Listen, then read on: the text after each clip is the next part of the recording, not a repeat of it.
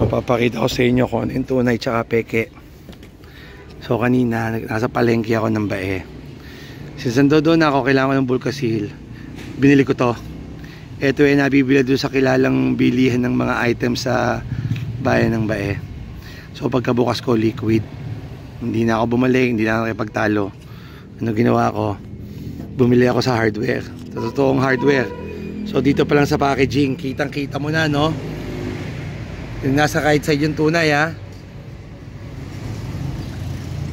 Yung kulay pa lang magkaiba na. Tapos yung junior nito at saka yung junior niya, kita nyo na agad yung pagkakaprint magkaiba. Pati yung number 1 nito, sloppy.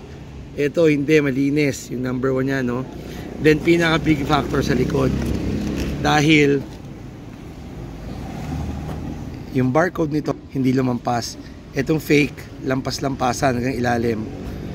So ganun din, ito 75 pesos. Ito ang tunay ay 80 pesos sa hardware. So sayang lang, no? Next time kung kayo yung mga tiga-Bae, take note, pag mga ganito sa hardware na kayo bibili talaga.